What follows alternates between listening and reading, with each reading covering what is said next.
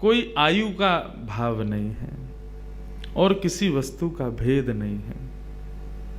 बंधुओं, जैसे हमें सुख प्रदान करने के लिए, हमें आनंद देने के लिए इस निश्वर संसार में, इस दुखालय में, भागवत में संसार को क्या कहा गया? दुखालय। इस दुखालय में आनंद का अनुभव कराने के लिए, आनंद का स्पर्श कराने के लिए, आनंद सागर में हम सबको डुबाने के लिए कृष्ण का प्रादुर्भाव हुआ। ठाकुर जी इस धराधाम पर पधारे हम सबको आनंद प्रदान करने के लिए। लेकिन जब ठाकुर जी इस धराधाम पर पधार रहे थे तो मनी मन विचार कर रहे थे, मैं सबको देवे जा रहा हूं, मोकु सुख कौन देगो, मोकु आनंद कौन देगो, मोकु रस कौन देगो, मोकु या आनंद सागर में कौन डुबावेगो, मेरे सुख को कौन विचार करेगो। मैं सबके सुख को विचार करके या धराधाम पर जा रहा हूं, लेकिन मेरे बाद सुख को विचार कौन करेगो। तो ईश्वर कौन है? कर्तुम अकर्तुम अन्यथा कर्तुम समर्थ ईश्वर। बहुत ध्यान से सुनिए। ठाकुर जी जब वैकुंठ में विराजित होकर के कोई चिंता करते हैं या कोई चिंतन करते हैं या कोई भाव अपने हृदय में धारण करते हैं, तो भाव धारण करने पर उनको वो क्रियान्वित करना नहीं पड़ता, उनके जहन में आने वाला भाव अपने आप क्रियान्वित हो जाता है। जैसे कि भागवत में वर्णन है, ठाकुर जी जब सो करके उठते हैं तब कुछ नहीं होता, ब्रह्मांड का सृजन नहीं होता। तब ठाकुर जी अपने मन में विचार करते हैं, एको हम बहुश्याम, मैं एक हूं, अब बहुत होना चाहता हूं। तब कथा आती है, नाभि में से अपने आप कमल प्रकट हो जाता है, उस कमल पर अपने आप ब्रह्मा प्रकट हो जाते हैं, ब्रह्मा अपने आप सृजन करने लग जाते हैं। मतलब उनका चिंतन मात्र क्रिया को क्रियान्वित कर देता है। हमारी आपकी तरह करना नहीं पड़ता ठाकुर जी को। करना कब पड़ता है? जब वही ठाकुर जी इस धराधाम पर आते हैं, तब उनको अपनी इच्छा पूर्ति के लिए कोई ना कोई लीला करनी पड़ती है। लेकिन जब वे वैकुंठ में विराजित होते हैं तो उनका चिंतन ही उनकी इच्छा की पूर्ति करता है। ठाकुर जी ने मन में विचार किया, सबको सुख देवे के काजे मैं तो जा रहा हूं, सबको आनंद में डुबावे के काजे मैं तो जा रहा हूं, मेरी चिंता कौन करेगो, मोकु सुख कौन देगो, मोकु आनंद कौन देगो। बस ये चिंतन मात्र किया है, तभी ठाकुर जी का प्रतिबिंब सामने, वहां ठाकुर जी के स्वरूप में ही मानो श्री किशोरी जी प्रकट हो गए हैं। और ठाकुर जी को सुख देवे के काजे पूरे विश्व के आत्मा को प्रसन्न करें ठाकुर जी, और ठाकुर जी की आत्मा को प्रसन्न करें श्री किशोरी जी। इसलिए किशोरी जी के भाव में सबको प्रवेश नहीं मिल पाता। बहुत ध्यान से सुनिएगा। किशोरी जी की लीला में, किशोरी जी के भाव में, किशोरी जी के चिंतन में सबको प्रवेश क्यों नहीं मिल पाता? इसीलिए नहीं मिल पाता क्योंकि वे हमारे लिए आई नहीं है धराधाम पर। उनका प्रादुर्भाव तो लाल जी को सुख देने के लिए हुआ है। क्या समझ में आया? तो फिर किशोरी जी को यदि जानना हो, किशोरी जी के भाव में यदि प्रवेश करना हो, तो कौन कर सके? जहां पर लाल जी की इच्छा हो, जहां पे लाल जी रीझ जाएं, जहां पर ठाकुर जी करुणा कर दें, वो किशोरी जी के श्री चरणन को प्राप्त कर सके। ठाकुर जी की प्राप्ति बहुत सहज है, लेकिन किशोरी जी की प्राप्ति सहज नहीं है। ऐसा हो है सके, मैं 2-3 दिन से जब से यहाँ श्री किशोरी जी की चर्चा के लिए आया हूँ, रात भर चिंता करता हूँ। क्यों? मुख पे तो कन्हैया ही बैठो रे, उन्हीं का ही चिंतन चलता रहता, उन्हीं के भाव। और दूसरी बात, हमारी सेवा भी बाल भाव की। अब बाल भाव की सेवा में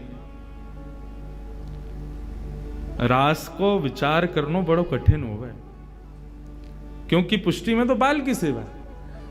लेकिन मैं चिंतन करता रहूं, लेकिन आज के चिंतन में यह भाव आयो कि ठाकुर जी 3 वर्ष के है गए, 3 वर्षन से अपनी सेवा करवा रहे, भागवत की सेवा भई, किशोरी जी के भाव को कहवे को इतनो वृहद कहने को अवसर नहीं मिलो।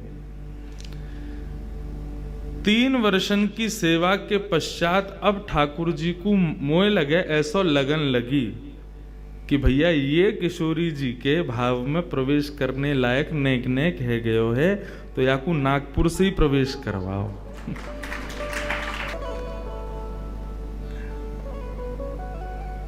उनने अब कृपा कर दी है, तो अब किशोरी जी के भाव में थोड़ी थोड़ी गति, थोड़ी थोड़ा प्रवेश, थोड़ा थोड़ा भाव आना धीरे धीरे प्रारंभ हो रहा है। बाकी हम ब्रजवासी हैं। श्री राधा रानी के पग पग पे प्रयाग जहां, केशव की केली कुंज कोटि कोटि काशी है, यमुना में जगन्नाथ, रेणुका में रामेश्वर, तरु तरु पे पड़े रहत अयोध्या निवासी हैं, गोपिन के द्वार द्वार हरिद्वार बसत जहां, बद्री केदारनाथ फिरत दास दासी हैं, स्वर्ग अपवर्ग लेकर करेंगे हम का, जान लो हमें हम वृंदावन वासी हैं। हम तो किशोरी जी के नित्य सखा हैं, उनकी नित्य कृपा हम पर बनी रहवे है। ऐसी श्री श्यामा जी, उनके भाव को श्रवणार्थ हम आप सब लोग एकत्रित भये हैं। और ये नागपुर का गोपनीय वृंदावन, इस वृंदावन की इस केली कुंज में ये सुंदर भाव प्रकट, और लाल जी विराज रहे हैं आनंद से। आज सहरा पहनो ठाकुर जी ने, आज ब्याह करके आ रहे हैं बिल्कुल, और घोड़ी पे वो बैठे। मैंने तो पहली बार कभी चिंतन स्वप्न में भी नहीं सोचो मेरो लाला कभी घोड़ी पे बैठे हो। आज घोड़ी पे वो बैठो। आज ठाकुर जी को क्या क्या बताएं, सब ब्याहुला सुन करके आ रहे हैं, बिल्कुल ब्याह करके आ रहे हैं। ये सब किशोरी जी की कृपा है।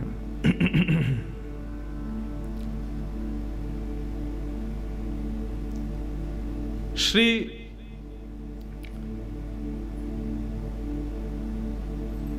किशोरी जी के भाव में, रास में जब ठाकुर जी और समस्त गोपांगनाएं प्रवेश करती हैं, तो भागवत में ऐसा वर्णन है, बहुत देर तक ठाकुर जी उन गोपियों से चर्चा करते रहते हैं, रास नहीं करते। जबकि रास के लिए आमंत्रण था, शरद पूर्णिमा का चंद्रमा उदयमान हुआ है, तो अब रास में प्रवेश करना था, लेकिन ठाकुर जी ने अभी तक रास में प्रवेश नहीं किया। गोपियों के सामने बैठ करके उनसे पूछते हैं कि आप सब यहां क्यों आई हो, ब्रूता गमन कारणम, अपने आने का कारण हमें बतलाइए कि आप इतनी रात्रि में यहां क्यों आई हो। तब ठाकुर जी वहां पतिव्रता नारी का धर्म समझाते हैं। तत्पश्चात गोपियां फिर प्रणय गीत गाती हैं, और प्रणय गीत गाते हुए ठाकुर जी से बहुत सुंदर बात कहती हैं। मैवं विभोर्हति भवान कदितुं ऋषंशं, संत्यज्य सर्व विषयांस्तव पादमूलम्, भक्ता भजस्व दुर्वग्रहमान् त्यजास्मान्, देवो यथादि पुरुषो भजते मुमुक्षु। बहुत अच्छी बात कहती हैं यहाँ पे गोपियां। कन्हैया, आप हमसे पूछ रहे हो कि ब्रूतागमन कारणम, अपने आने का कारण बताओ। हमारे आने का कारण केवल इतना है कि भात जब बनकर के तैयार हो जाता है ना, तो उसको तुरंत भोक्ता के सन्मुख प्रस्तुत कर देना चाहिए, नहीं तो भात की शोभा नहीं होती। ऐसे ही भक्त जब संसार के समस्त प्रकार के तापों में तप करके जब भक्त बन जाता है ना, तो उसको ठाकुर जी के सन्मुख प्रकट हो जाना चाहिए, ठाकुर जी के सन्मुख आत्मनिवेदन कर देना चाहिए, पूर्ण समर्पण कर देना चाहिए। लेकिन बात यही खत्म नहीं होती कन्हैया। बात तो ये है ना कि भात बनाने वाला जानता है कि भात कितनी मेहनत से बना, भोक्ता थोड़ी जानता है। ऐसी भक्त जो बना है वो जानता है कि मैं कितनी मेहनत से बनाऊं, भगवान थोड़ी जानता है कि भक्त कितनी मेहनत से बना है। भात खाने वाला तो केवल दाल मिलाकर के, शक्कर डाल के, घी डाल करके खा जाता है। ऐसी कन्हैया तुम हो। तुम्हें क्या पता हम कितनी पीड़ा सह करके भक्त बनी है। आप कहते हैं गीता में अर्जुन से, सब छोड़ के मेरी शरण में आ जाओ, और हमने वही किया। संत्यज्य सर्व विषयाम स्तव पाद मूलम। हम सब छोड़ करके तुम्हारे श्री चरणों में आई हैं, और अब तुम कह रहे हो कि क्यों आई हो? क्योंकि तुम भगवान हो ना। तुमको नहीं पता भक्त कितनी श्रम से बनता है, भक्त कितनी मेहनत से बनता है।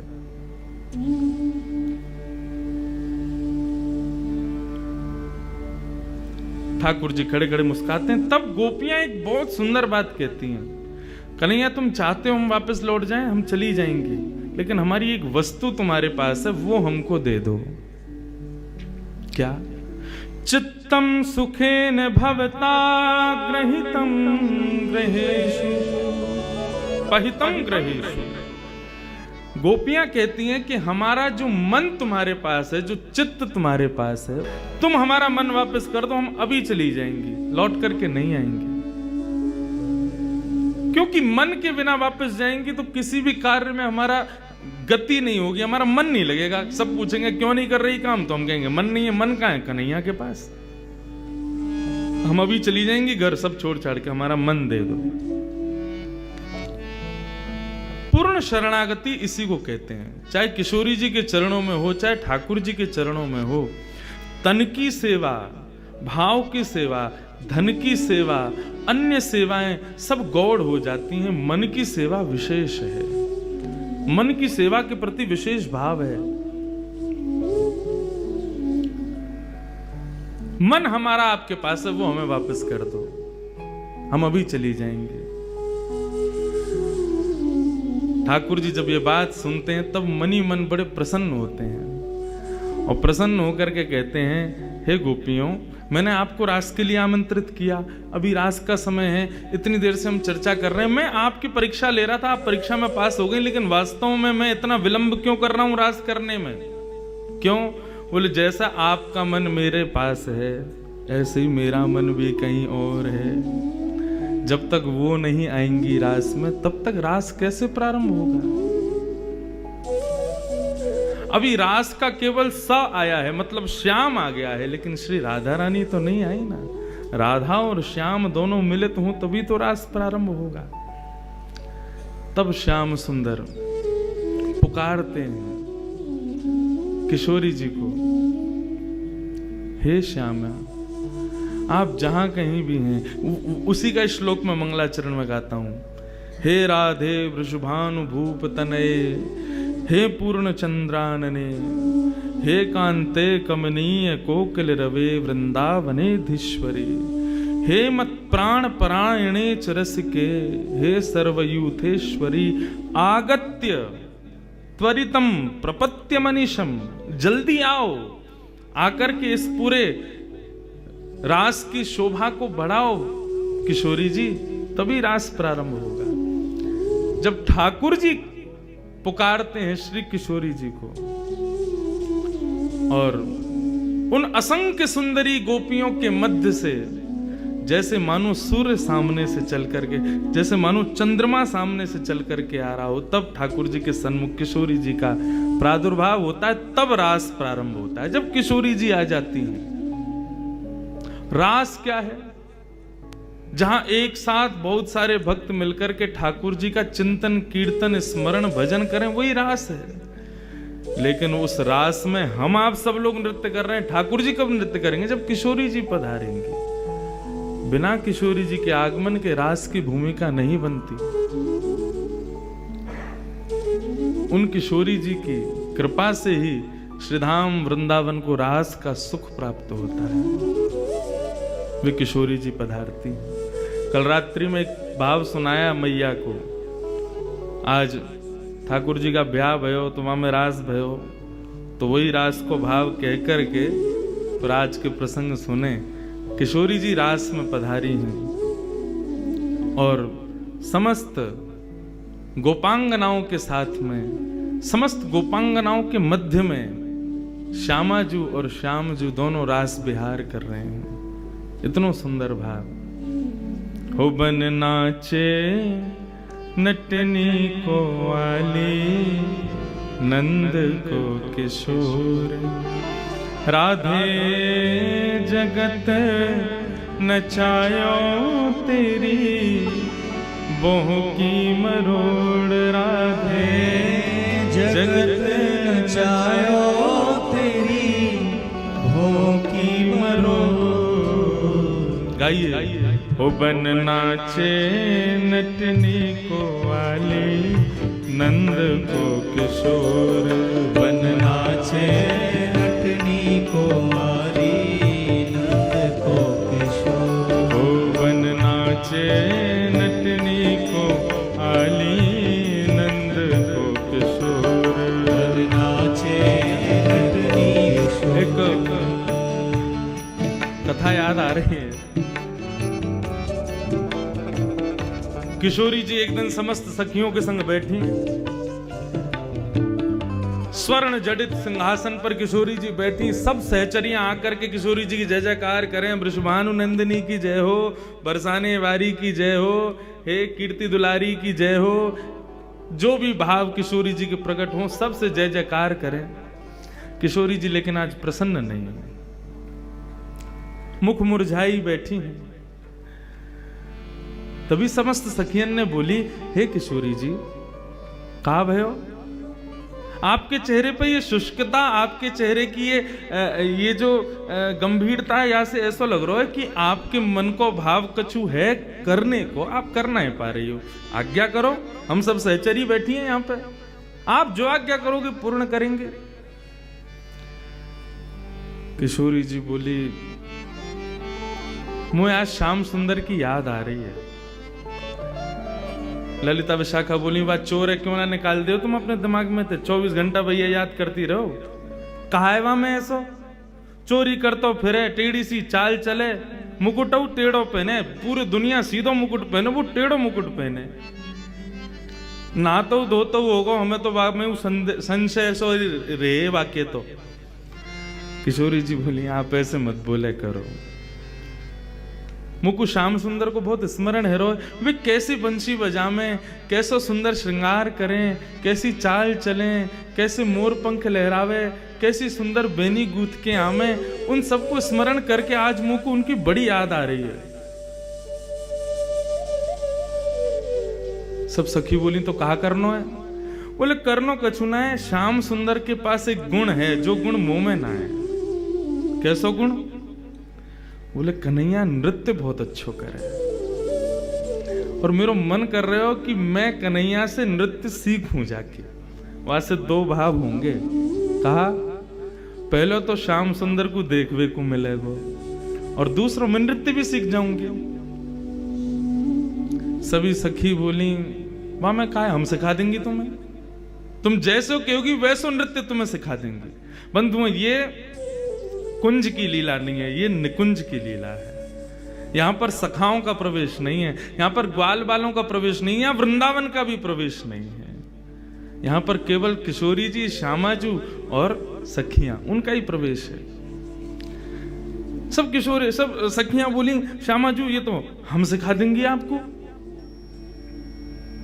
किशोरी जी बोली, नहीं, आप सब बढ़िया नृत्य करो, लेकिन मुझको तो कन्हैया से ही सीखना है।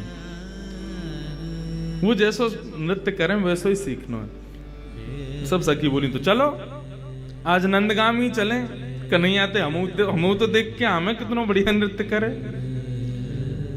हाँ भाई, रथ मंगवाओ, किशोरी जी के चंवर डोरावे वारे मंगवाओ, सुंदर जय जयकार करते हुए चंवर डोराते हुए, इत्र छलकाते हुए, और रथ में बैठकर के किशोरी जी को लेकर के जाएंगे। नृत्य सीखवे जा रही हैं। किशोरी जी बोली, नृत्य सीखवे जा रही हूं, सिखावे नहीं जा रही। सीखवे जामे तो सामने वालों को सम्मान देना पड़े, वाको गुरु रूप मानना पड़े। मैं तो पैदल जाऊंगी, और कोई ना चाहिए चंवर डुरावे वारो, कोई ना चाहिए इत्र छिड़कावे वारो, गुलाब जल छिड़का तो चले, और ये सब नहीं। मैं तो सहज भाव से जाऊंगी। ललिता विशाखा बोली, अच्छा ठीक है, चलो फिर। किशोरी जी बोली, नहीं, तुम लोग भी नहीं जाओगी, मैं अकेली जाऊंगी। क्यों? तुम मां खड़ी खड़ी कन्हैया की चाल ढाल रूप माधुरी और वाके सवरे गुणन पे ही तुम आक्षेप करती रहोगी, या हमारे तुम मत चलो, श्रम होगो मेरे लाल को, मैं अकेली जाऊंगी। बोली कभी ना भेजेंगी अकेली, हम आपकी सहचरी हैं, आपके सुख को विचार करें, लेकिन हमें ध्यान भी रखना पड़े कि आपके संग कोई अनहोनी है गई तो मेरे संग कहां अनहोनी होगी। अरे बहुत बड़ा चोर है वो कन्हैया, कहीं आपको कोई आभूषण चुरा लियो, कहीं आपकी कोई वस्तु चुरा ली, कहीं कछु आपको कछु धल लियो तो श्यामा जी बोलू देख तू अपने मनते ना मेरे श्याम सुंदर के काजे ये दुर्भावना निकाल दे। वो चोरी क्यों करे मैं सब जानू, और वो चोरी ऐसी कोई वस्तुन की चोरी ना करे, माखन की चोरी करे। सब सखी बोली तुम कितनों के हो, देखो हम आपकी हर बात मान रही हैं, रथ नहीं भेज रही, चंवर डोराईवारी नहीं भेज रही, बाकी सब व्यवस्था सब हमने हटा दी।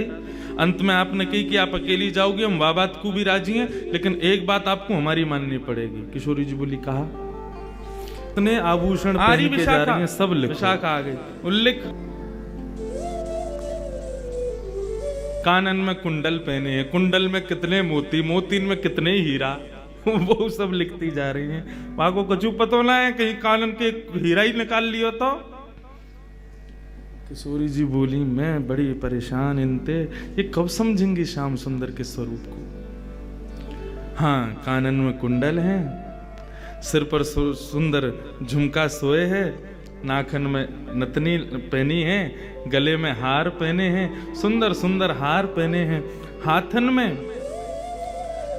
गज के दंत के बने हुए कड़ूला पहने हैं, और वही गज के दंत के बने हुए कड़ूला के बगल में गज की पृच्छ के बालन के कड़ूला पहने हैं कि किशोरी जी को नजर नहीं लगे। सब पूरे अंग को लिखो, हाथन में मुद्री पहनी है, कहा कछु सब लिख लियो। किशोरी जी बोली अब मैं जाऊं? बोले जाओ, जल्दी आ जाइयो, ज्यादा देर मत करके आइयो। किशोरी जी बोली ठीक है। किशोरी जी जा रही हैं, आज नंदगाम अकेली जा रही हैं, संग में कोई नहीं। ठाकुर जी एक कदम वृक्ष के नीचे बैठ करके गौचारण करने गए हैं और अपनी वंशी को बजावे को प्रयास कर रहे हैं, कछु कछु राग बजा रहे हैं। इतने में ही ठाकुर जी के मुखमंडल पर मानो जैसे कभी आरसी के सामने सूर्य की किरण से दूसरे को प्रकाशित किया जाए, समझे? कभी सूर्य की रोशनी घड़ी पे पड़ जाए तो घड़ी में से एक प्रकाश निकल के एक निकले ना, ऐसी मानो ठाकुर जी के मुखमंडल पर कोई आरसी को प्रतिबिंब, आरसी की रोशनी आकर के ठाकुर जी के आंखन में थोड़ा न श्रम जैसो कर रही है। ठाकुर जी बोले कहां तैयार हो भाई? जैसे ही देखी वृषभानु जा ही बिच उठी है हुक, वंशी रह गई हाथ में फिर ना लागी फूंक। ठाकुर जी ने जैसी देखी, अरे अरे अरे वाह धन्यवाद, हमारे आज वृषभानु नंदिनी पधारी हैं, किशोरी जी आ रही हैं। ऐसा सुंदर स्वरूप, किशोरी जी के अंग की कांति ऐसी है कि वहां से ठाकुर जी ही प्रकाशवान है जाए। ठाकुर जी ने दूर से ही दंडवत प्रणाम किया। हाँ, और ऐसो ब्रज की लीला में कितनी बार सुनो है, कितनी बार पढ़ो है कि ठाकुर जी जब भी किशोरी जी के सन्मुख जामे दंडवत प्रणाम करें, प्रणाम करके वंदन करके फिर लीला संवरण करें। दौड़ करके गए ठाकुर जी गए, अरे किशोरी जी बड़ी कृपा आप पधारी। किशोरी जी बोली सहज है, जाओ ऐसे मत रहो, सब सखा सखीन की बात अलग है, अब सहजता से रहो मेरे संग। ठाकुर जी लेकर के आए, किशोरी जी बैठ गई, बैठ करके दोनों श्याम सुंदर और किशोरी जी आपस में चर्चा कर रही हैं। किशोरी जी बोली, ठाकुर जी बोले श्री जी आज कैसे कृपा भैया दास पर, आपको आगमन कैसे भयो? बोली मैं कछु मांगवे आई हूं आपसे। ठाकुर जी बोले कहा चाहिए? बोले कि मोकू आप जैसो नृत्य करनो सिखा दो, आप जैसो नृत्य करो मयूर बन करके अपने घुटनेन पर नृत्य करो, मोर पंख पहन करके। और जब आप त्रिभंग ललित स्वरूप धारण करके जब वंशी वेणु नाद करते भय, अपनी वेणु को खोल करके जब आप चलो ना, आपकी सुंदर चाल, आपके सुंदर ढाल, आपके नैनन के कटाक्ष, आपके हाथन की मुद्रा, उन सबन को देख के मेरा मन करे मैं भी आपके जैसा नृत्य करूं, मुझको नृत्य करना सिखाए दो। ठाकुर जी बोले नृत्य सीखवे आई हो आप? बोला अरे किशोरी जी, आपको कहा आवश्यकता पड़ गई नृत्य की? हम तो ग्वारियां हैं, हम पे कुछ आवे थोड़ी, हम तो सहज भाव से करें ना। देखो यह बात है सब जाने कि आप बहुत सुंदर नृत्य करो, अब वाह कृपा को मुंह पे बरसाओ, मुंह को नृत्य सिखाओ। ठाकुर जी बोले बढ़िया मौका मिला है आज तो, अपने आप चल के पधारी हैं। अरे कन्हैया काय को छोड़ा? अच्छा देखो किशोरी जी मैं सिखा तो दूंगा, लेकिन आपको 2-3 बातों को ध्यान रखना पड़ेगा। बोले कहा? बोले पहले तो हाथन की मुद्रा, और दूसरा अपने मुखमंडल की शोभा, वहां पे जरा भी श्रम नहीं दिखना चाहिए। नृत्य करने में कितनों भी श्रम हो, मुख पे आना नहीं चाहिए। बोले अच्छा। तीसरी नेत्रन के कटाक्ष, नेत्रन की जो भाव भंगिमा है वह को विशेष ध्यान रखना, भंग नहीं है जाए, भाव बनो रहे। अच्छा, और मैं जैसो जैसो करूं मेरे संग करियो। किशोरी जी बोली ठीक है। सन्मुख ठाकुर जी खड़े भये और यहाँ तक किशोरी जी देख रही हैं। अब ठाकुर जी उनके सामने रूप धारण करें, कभी मुद्रा धारण करें, नृत्य करें। अब मैं कैसे नृत्य करके दिखाऊं ठाकुर जी की तरह, लेकिन वो नृत्य करें। और वह नृत्य को देख करके किशोरी जी प्रयास करें, और वही है रो जो ठाकुर जी कर रहे हैं, लेकिन जबरदस्ती गलत कर दें। ठाकुर जी ऐसे नहीं, मैं बताऊं। सो ठाकुर जी आकर के किशोरी जी के हस्त कमल को पकड़ें, या को ऐसे धरो या को ऐसे करो, अब इतकू देखो, हाँ ऐसे नृत्य करो। आकाश मार्ग में खड़े हुए देवी देवता सब अनुभव कर रहे हैं किशोरी जी की और श्याम सुंदर के या सुंदर भाव को। हाँ,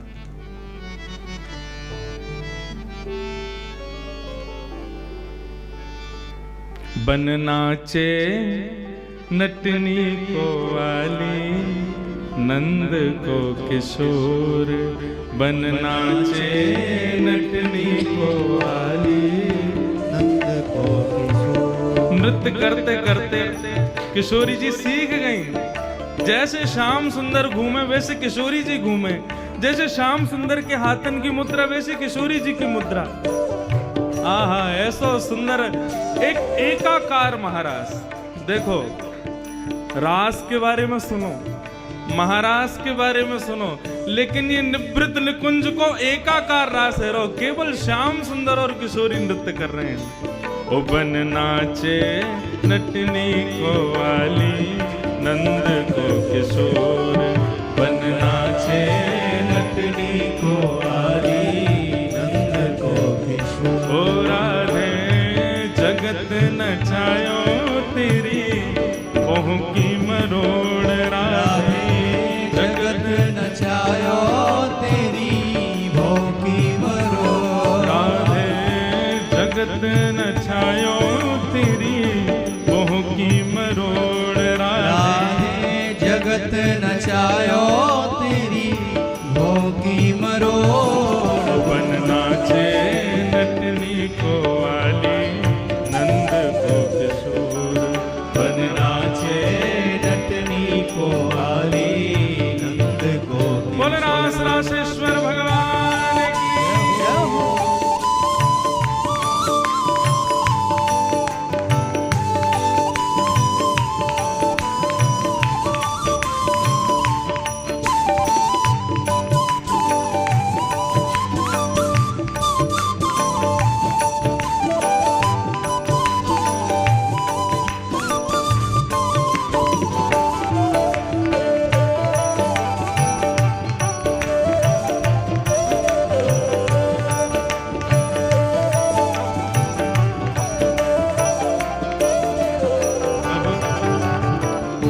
ठाकुर जी क्या कह रहे हैं? राधे जगत नचायो तेरी बोह की मरोड़।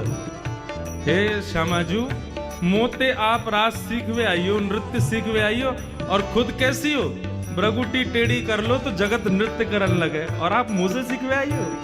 मैं सब जानू तुम्हारे मन के भावन ने क्यों आई हो। आप सीधे क्यों ना कहो कि मैं बहुत मलूक लगूं तुम्हें, मुझको देखवे आई हो, मेरे आप भावन को जानवे आई हो। आहा, किशोरी जी कह रही हैं, मैं कह ना रही लेकिन अब कह दूं। क्या कह रही हैं? ब्रज के किशोर तो पटारू तृण तोड़ प्यारे, ब्रज के किशोर तो पटारू तृण तोड़ प्यारे, ब्रज के किशोर तो पटारू तृण तोड़ प्यारे, ब्रज के किशोर तो पटारू तृण तोड़। सुन मुरली की घोर मेरो मन नाच मोर, सुन मुरली की घोर मेरे मन नाचे मोर, सुन मुरली की घोर मेरो मन नाच मोर, सुन मुरली की घोर मेरे मन नाचे मोर। बन नाचे नटनी को वाले नंद को किशोर, बन नाचे नटनी को वाली नंद को किशोर। ओ राधे जगत नचायो तेरी मोह की मरोड़, राधे जगत नचायो तेरी भोग की मरोड़, राधे जगत नचायो तेरी मोह की मरोड़, राधे जगत नचायो तेरी भोग की मरोड़। बन नाचे नटनी को वाली नंद को किशोर, बन नाचे नटनी को वाली नंद को किशोर, बन नाचे नटनी को वाली नंद को किशोर।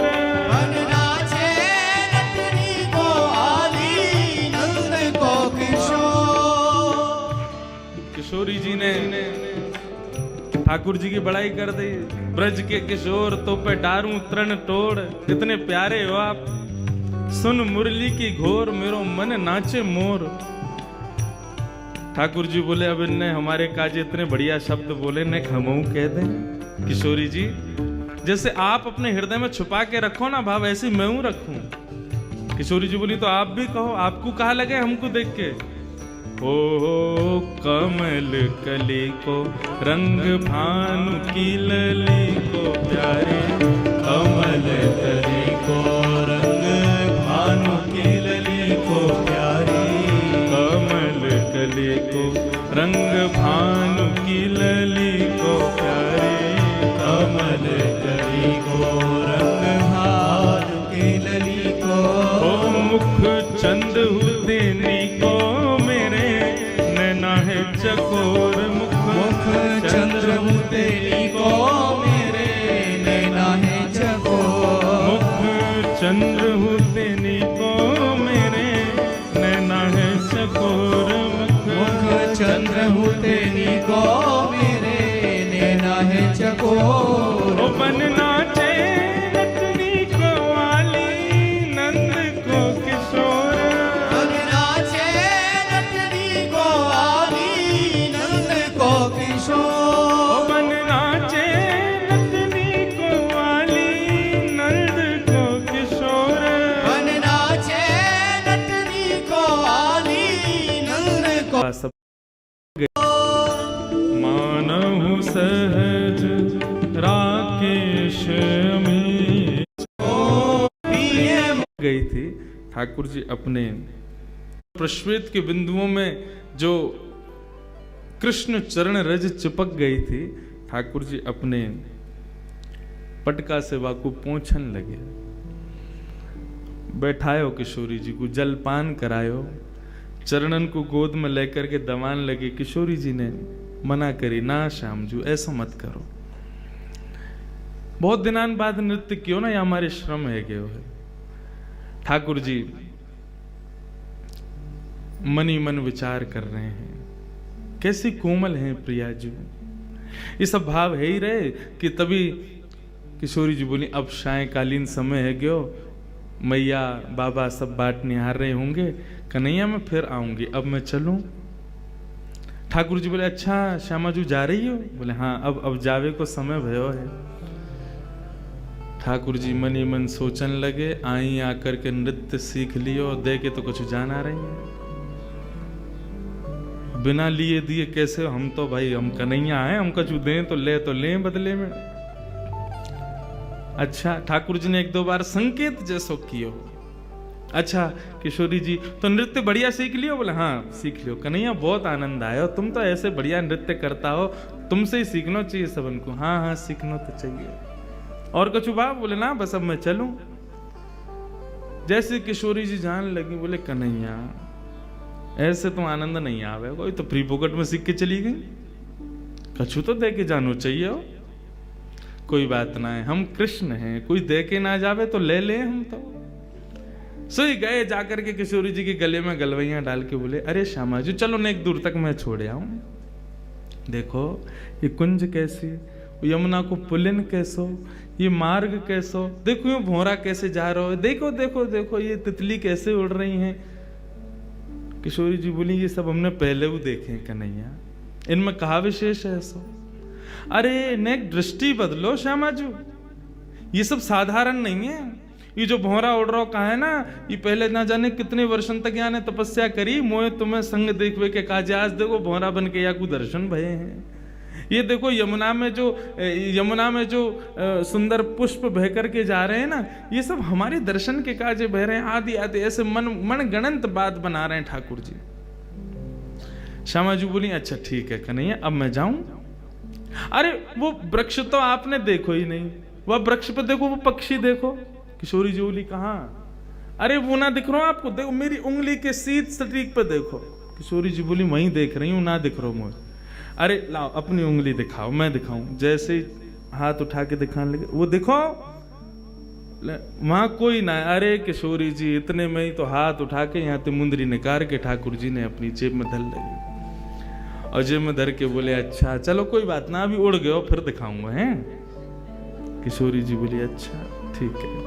किशोरी जी चली गई वहां से। ठाकुर जी ने फेंट में दारी मुंदरी और बांध करके कस के, अब नेक चैन पड़ो हृदय को, फ्री में थोड़ी सिखा देंगे हम सब कछुए। किशोरी जी वापस आई। जैसी किशोरी जी वापस आई, सामने सभी सहचरी सखी सब खड़ी हैं। जैसे किशोरी जी को आगमन भयो, ओहो महाराज नजर उतारी, बलैया ले रही हैं, आरती उतार रही हैं, पुष्प छिड़क रही हैं, इत्र लगा रही हैं, गुलाब जल से छिड़काव कर रही हैं, चरणन को गोद में लेकर के चरणन में लगी वही रज को साफ कर रही हैं, कोई फल खवा रही है, कोई कछु पिवा रही है। इस प्रकार किशोरी जी की सब सेवा कर रही है, कोई कंधा दबा रही है, कोई चरण दबा रही है। किशोरी जी बोली इन सबको अवकाश ना है, मैं थक गई हूँ, हार गई हूँ, मुझको सोने जान दो अब। इतने में ललिता बोली विशाखा वो लिखो का लेके आवा है, अभी तो गिनती होगी सब सामग्री है कि नहीं। किशोरी जी बोली या की कहाँ जरूरत है, तुम्हें श्याम सुंदर पर नेक भरोसा ना है। अरे कन्हैया ऐसो ना है, देखियो आज कैसो बढ़िया नृत्य सिखायो, सब इतना बढ़िया प्रेम से सब सुसंपन्न भयो, लेकिन तुम्हारे मन से ये भ्रम कभी जावे को नहीं। अरे तो ठीक है ब्रह्म ना जावे को, लेकिन कम से कम अपने मन की संतुना के लिए तो कर लें हम। हाँ विशाखा बोल, कहा का सामग्री? बोले ऊपर की लटकन हाँ विराज रही है, कानन में कुंडल, कुंडल में कितने मोती, इतने मोती, उनमें कितने हीरा, इतने हीरा, हमें गिनती करती चलो सबरे। नाक की नथनी, हाँ गले को हार, नवलखा को हार, पन्ना को हार, वहाँ को हार, यहाँ को हार, सबरे हार गिन लिए। हाथन में 2 प्रकार के कड़ूला, बोले हाँ हैं, बाजूबंद हैं, करधनी हैं, पैरन में पाजेब, और ये सब गिन लिए। किशोरी जी बोली कछु रह तो ना गो? हाँ हाथन ने गिनवाओ, या हाथ में 2 मुद्री, या हाथ में 3 मुद्री, या में 2 और या में भी 2, एक कहाँ है? ललिता बोली किशोरी जी 1 मुंदरी कहाँ है आपकी? बोले मुझे ना पता, हम पहले ही कह रहे हैं ये कन्हैया है, छलिया है, मां कर्णचोर, मरकट बंधु, फ्री में तो कुछ करेगो ही ना, सहज में ना कर सके, जरूर यही ने धर ली है मुंदरी आपकी। किशोरी जी बोले अरे नृत्य करवे में कहीं गिर गई होगी, काय को श्याम सुंदर पे तुम शक करो। बोले ना है किशोरी जी, वही ने किया ये काम, और हम पहले ही आपसे मना कर रहे हैं कि वहां के पास मत जाओ, वहां को स्वभाव ठीक ना है, वहां के मन में चोर बैठो भीतर। अरे चोर चोरी ना करेगो तो कहा करेगो। किशोरी जी बोली ऐसा भाव ना है। बोले अब आप बिल्कुल शांत रहो, अब हम अपनी क्रिया करेंगे, हमें करन दो, ठीक है। किशोरी जी शयन में चली गई। दूसरे दिन सवेरे ललिता विशाखा दोनों प्रणाम करके ललिता बोली कि अब हम जा रही हैं, जाके आपकी मुंदरी लेके आवे, ठीक है। ललिता जैसे ही गई नंद भवन नंदगांव, ठाकुर जी अपनी गैया लेकर के नंद भवन से निकले। इतने में सामने से विशाखा आती हुई दिखी ठाकुर जी को। ठाकुर जी अपनी नजर बचा करके गैया चराते हुए निकले। विशाखा सीधी बोली दे दो। ठाकुर जी भी सीधे बोले मुंह पे ना आए।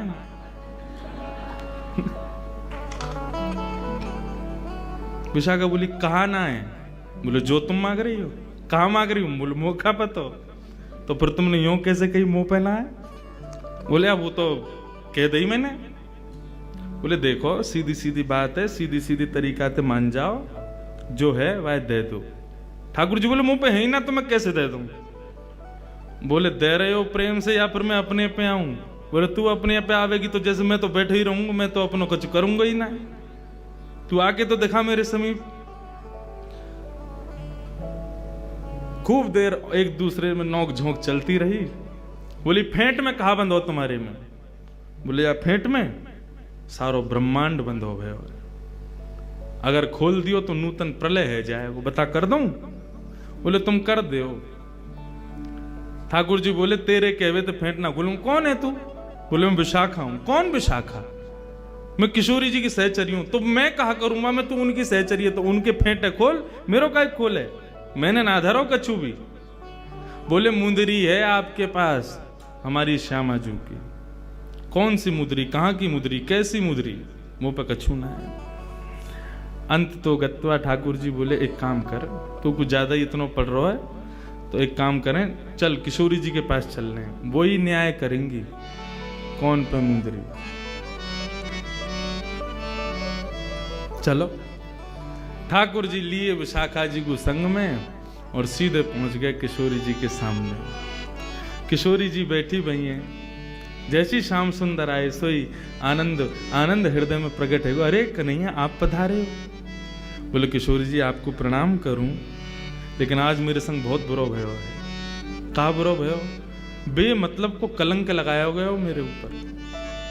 आपकी ये विशाखा बताओ मुझ चोर ठहरा रही। ठीक है मेरे नंदगाम की गोपी मुँह को चोर के मेरी अपनी है सबरी, वो सब मेरो दर्शन करवे के काजे अपने घर में जबरदस्ती ऐसी जगह माखन धरे कि मुँह को खावे जानो ही पड़े। मैं तो उनको सुख देवे के काजे चोरी करूं, लेकिन ये विशाखा को कौन ने अधिकार दियो मुँह को चोर कहवे को? और मैं नंदगाम में भरे बाजार में बीच में आके मुझे कह रही है दे दो। मैंने कह दी मुंह पे ना है, यूं कह रही है फेंट खोलो या मैं मुंदरी धरी है, ऐसे ऐसे बात न बना रही है। आप या को समझाओ, मुझको बहुत कष्ट भयो। और देखो आपने नृत्य सीख लियो, मैंने कछु लेवे देवे की बात तो करी नहीं। ललिता विशाखा बोली तो तुम लोगे भी कहा, हमारी किशोरी जी की कृपा है और कहा चाहिए तुमको। बोले नहीं एक बात कह रहा हूं, कोई आदमी कछु देवे तो मांगे तो है ना, मैंने तो बिल्कुल मुफ्त में दियो इनको। बोले मुफ्त में ना दियो, तुमने मुंदरी चुराई है किशोरी जी की। किशोरी जी बोली अब ठीक है ललिता आप छोड़ो, कोई बात ना है श्यामजू, आपको श्रम भयो वाक्य लिया मैं आपसे क्षमा मांगू। चोरी चपल लगावत मुको चोर